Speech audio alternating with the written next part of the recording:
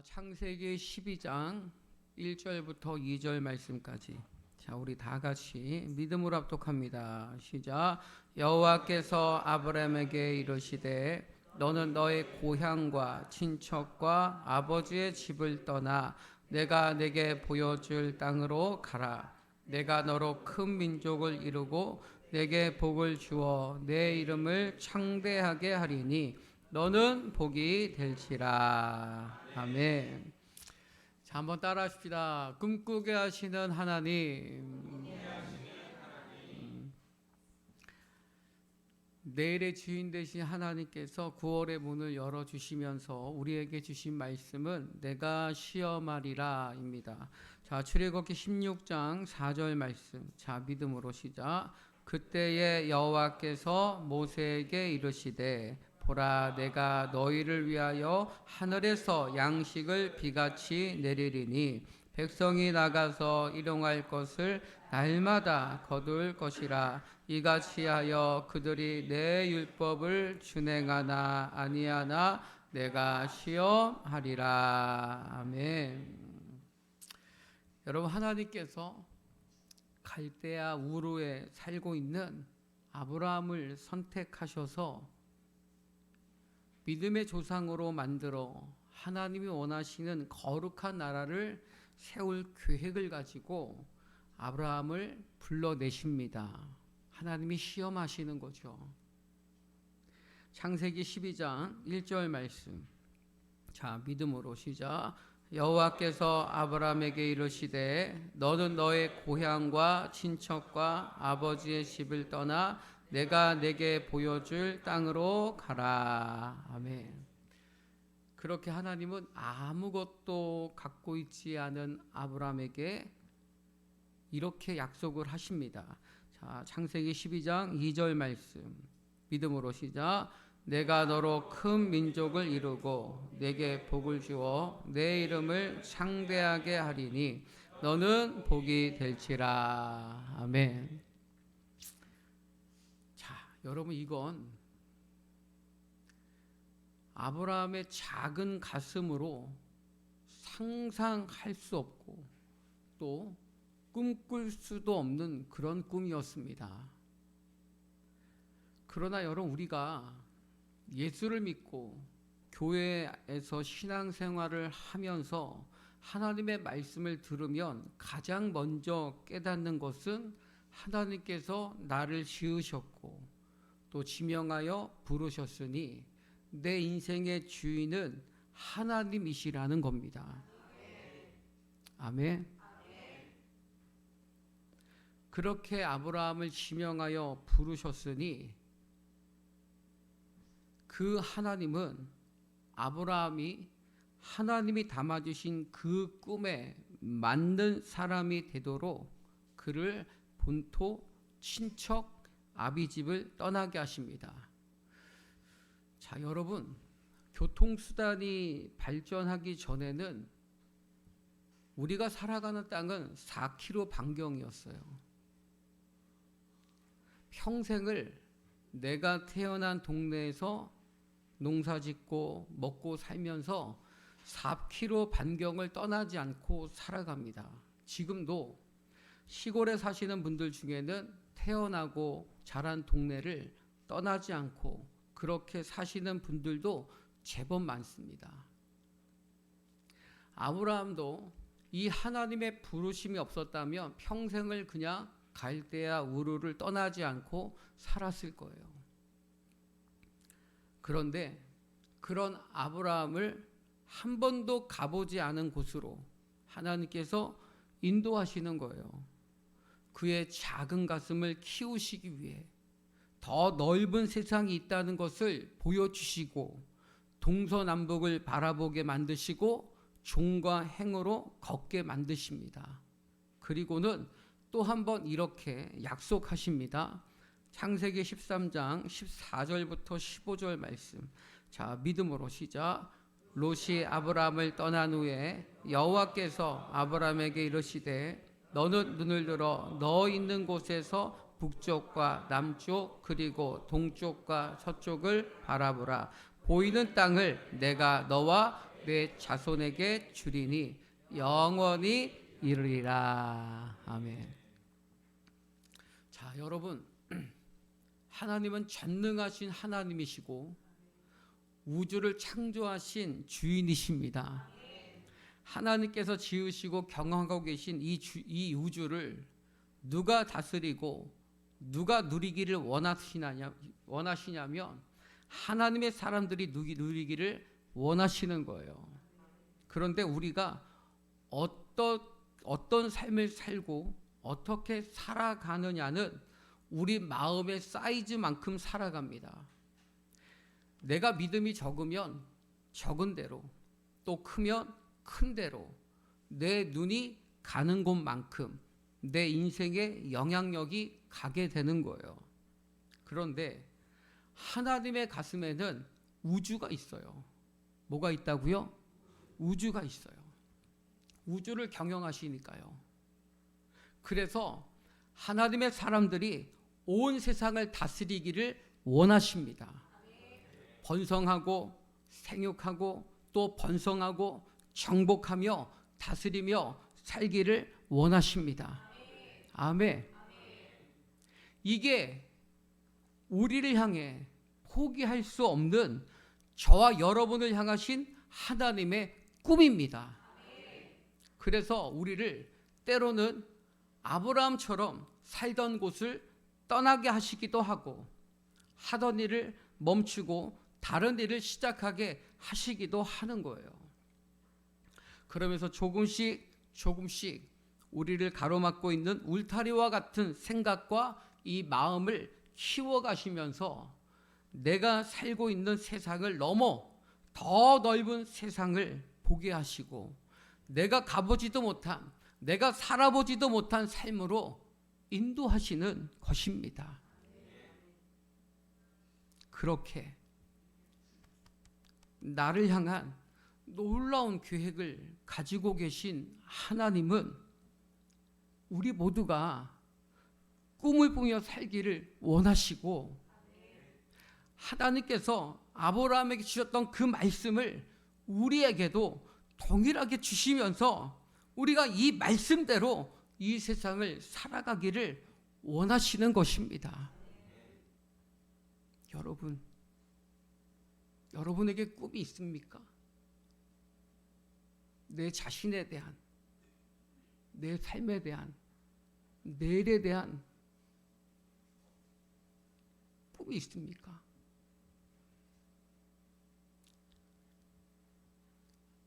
소망교회가 30년을 넘게 이곳에 자리 잡고 살았지만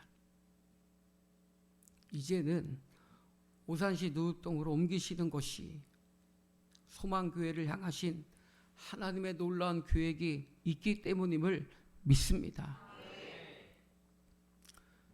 이번 주 새벽에 에스겔서 말씀을 통해서 예수님께서 건축에 필요한 삼줄과 측량하는 장대를 들고 서 계시고 완성된 성전을 측량하시는 그 환상을 우리에게 보여주셨으니 여러분 이것보다 더 확실한 응답이 어디 있겠습니까? 그러니 우리는 하나님의 자녀에게 담아주시는 이 하나님의 꿈을 내 가슴에 받아들여야 합니다. 이게 아브라함이 살았던 삶이고 이게 예수 믿는 성도의 삶입니다. 사람은 내 생각이 가는 곳에 현실이 가고 내 마음이 가는 곳에 몸이 가는 거예요. 그러니 여러분의 생각이 커지지 아니하고 마음이 커지지 아니하면 결코 그런 현실은 오지 않아요. 믿음은 내 생각과 마음의 사이즈를 하나님의 수준으로 만드는 거예요. 아멘? 누구의 사이즈로? 하나님의 사이즈로. 여러분 아브라함의 입장에서 자기가 태어나고 자라고 75년을 살았어요. 75년을 살아온 아버지가 계시고 친척들이 있고 친구가 살고 있는 그 땅을 벗어난다는 것은 결코 쉬운 선택이 될 수 없어요. 그러나 아브라함은 하나님의 약속을 믿고 순종했다라는 것이요. 하나님의 꿈을 자기 작은 가슴에 받아들였다고요. 하나님께서 아브라함을 시험하실 때 통과한 거죠. 여러분, 지금 이 시험 앞에 우리도 서 있는 거예요. 우리 또한 너무나 작은 삶에 길들여져 있고 너무나 작은 반경 속에 편하고 안정된 삶만 도모해 오는 평범한 사람들이잖아요. 그러나 우리는 진짜 예수를 나의 구주로 믿는 하나님의 자녀라면 하나님의 인도하심을 받아야 합니다. 내 작은 삶에 갇혀 사는 것을 운명으로 맞이하는 이 생각을 버리고 하나님 우리를 인도하실 때 그 인도하심을 여러분 모두가 받으시기를 바랍니다. 너는 눈을 들어 너 있는 곳에서 북쪽과 남쪽 그리고 동쪽과 서쪽을 바라보라. 보이는 땅을 내가 너와 내 자손에게 주리니 영원히 이르리라. 아멘. 실제로 하나님이 그 작은 가슴에 하나님의 꿈을 받아들인 아브라함으로 하여금 이 삶을 살게 하시잖아요. 그 꿈이 현실이 되게 하셨잖아요. 여러분, 이 약속이 우리에게도 주어져 있음을 믿으시기 바랍니다. 그럼 약속이 내게 주어져 있으면 이루어져야 되는데 왜 나는 여전히 이 모습으로 살아가느냐? 그건 하나님의 문제가 아니에요. 여러분이 약속을 믿음으로 받지 못하기 때문이고 약속을 받아 누릴 수 있는 시험을 통과하지 않았기 때문입니다. 오늘 여러분은 본토, 친척, 아비집을 떠나야 합니다. 이사하라는 말이 아니라 꿈을 꾸는 삶을 살라라는 거예요.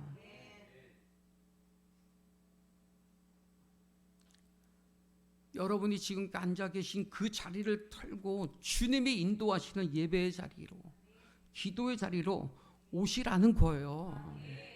여러분, 꿈은 내가 꾸는 게 아니고요. 하나님이 주시는 꿈이어야 합니다. 아멘. 자, 인간이 하나님이 주시는 은혜가 없이는 단 하루도 살 수 없는 존재가 인간입니다.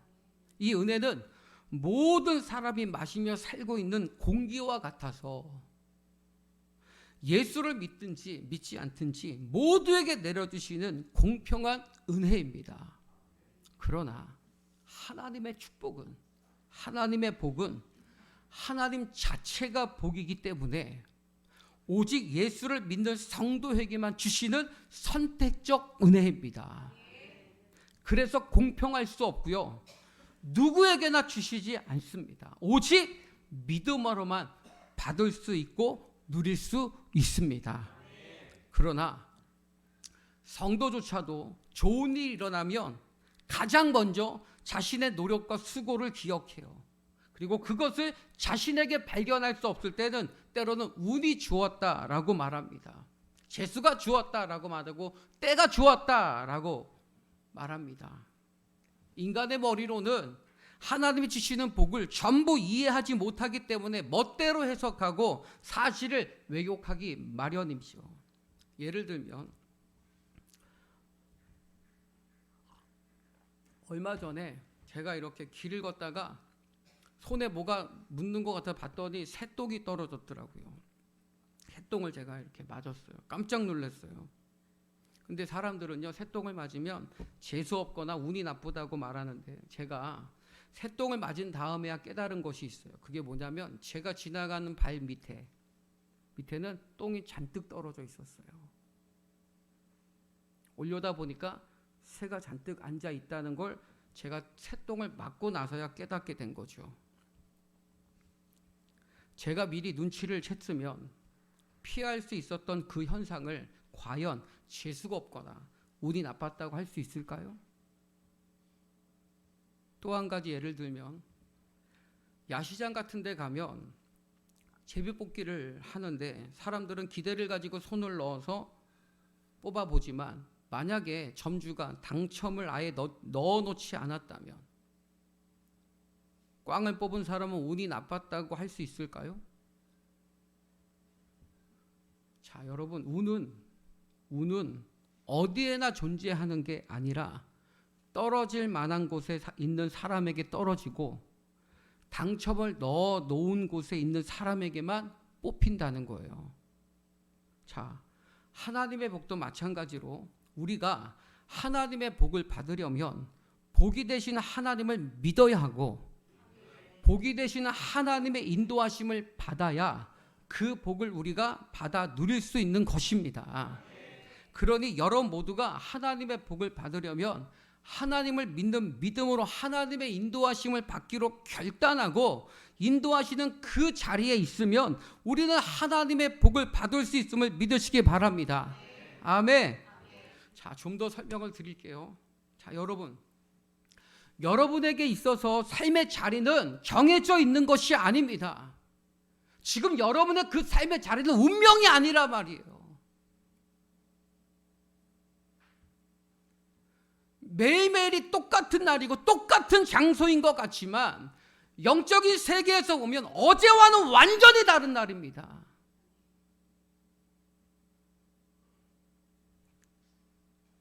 그러나 그것을 이해하고 인식하며 사는 건 오직 믿음이 있는 사람이에요.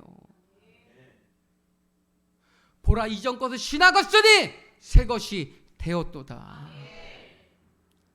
오늘은 어제와는 완전히 다른 날입니다. 이걸 인식하셔야 돼요. 믿음으로 받아들이셔야 된다고요. 그런데 그 믿음은 하나님의 말씀을 들을 때 주시는 것이고 그 믿음이 있을 때 우리 삶에 대한 다른 생각이나 다른 태도가 내 삶을 완전히 다르게 만들어가는 것입니다. 만약에 우리가 어제와 똑같이 생각하고 똑같은 태도로 살아간다면 여러분, 하나님께서 아무리 복을 주셔도요 그 복을 인식하지 못할 뿐더러 인식한다 해도 그 기회를 잡지 못하고 누릴 수가 없습니다. 왜냐하면 하나님의 복은 사람의 눈으로 보면 때로는 복처럼 보이지 않을 수도 있고 오히려 힘듦이나 상처나 손해로 보일 수도 있기 때문입니다.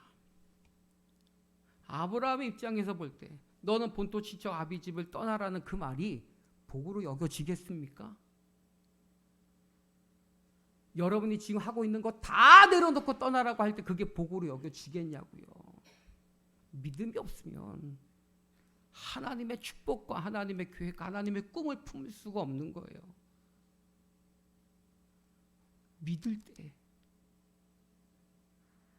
믿음이 있을 때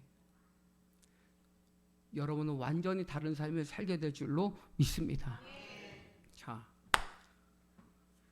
예수님께서 베드로에게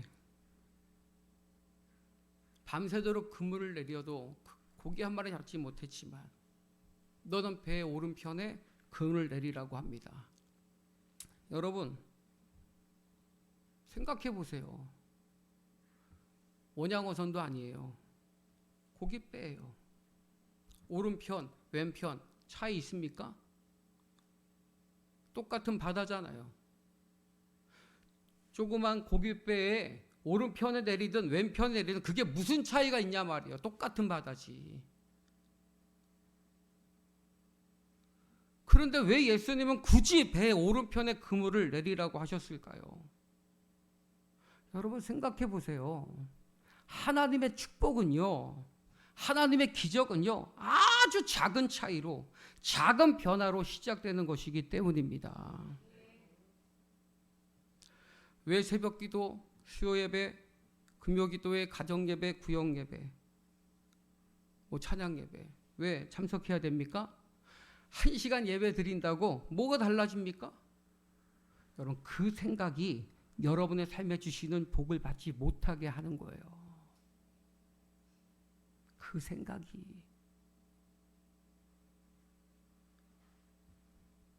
한 번의 예배로 내 인생은 바뀔 수 있어. 이 믿음으로 드려야죠. 한 말씀만 내 안에 들어오시면 그 말씀으로 내 인생은 달라질 수 있다라는 그 믿음으로 예배를 드려야죠. 그래 어제와 다른 생각이 들어올 거 아닙니까? 어제와 다른 믿음이 들어오지 않겠습니까? 만약에 베드로가 뭐 오른편이나 왼편이나 뭐가 차 있어? 다 똑같은 거 아니야? 왼편든지도 오른편 똑같은 거지. 뭐 똑같은 바다인데 물고기가 여기로만 다니나? 하고 아무데나 던졌다면 기적이 일어나지 않는 건 당연한 거예요. 말씀에 의지하여 그물을 내리지 않았으니까요. 자, 여러분, 그런데도 한 번밖에 살 수 없는 인생을 자기의 수고와 노력이나 그저 사람들이 말하는 운으로 사시겠습니까? 자기의 수고와 노력이나 운을 말하는 사람들은요, 아직 하나님이 주신 복을 받아 누리는 삶을 살아보지 못했거나 아니면 하나님이 주신 복을 잊어버리고 기억하지 않고 살았기 때문입니다. 여러분, 하나님 우리에게 지금 기회를 주시는 거예요. 아멘. 하나님의 기적은요, 정말이에요. 여러분, 작은 변화로부터 시작되는 거예요.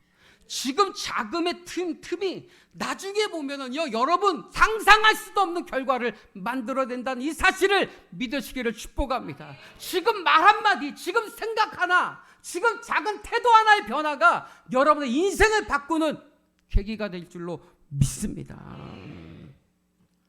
여러분, 기회는요, 찾아온 뒤에 잡으려고 하면 잡을 수 없어요. 언제든지 잡을 수 있도록, 움켜쥘 수 있도록 매일매일 하나님의 말씀을 듣는 것으로 믿음을 준비하고 하나님의 기적이 일어날 장소를 분별해서 기다려야 합니다. 그렇게 하나님에게 진심으로 영적인 목마름 있고 갈망 있고 결단이 있는 성도에게 하나님은 시편 103편 5절 말씀 믿음으로 시작. 좋은 것으로 내 소원을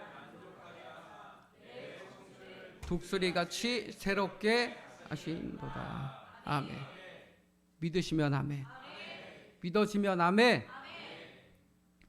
하나님은 하나님이 나의 복이시고 나를 만족하게 하시고 나를 새롭게 하신다는 것을 머릿속에 항상 집어넣고 계속해서 기대하고 바라보고 상상하는 것으로 가슴을 뜨겁게 하고 복이 되시는 하나님에게 진심인 성도에게 하나님은 기회를 주시고 복을 주셔서 매일매일 삶의 기적이 계속해서 일어나게 하십니다.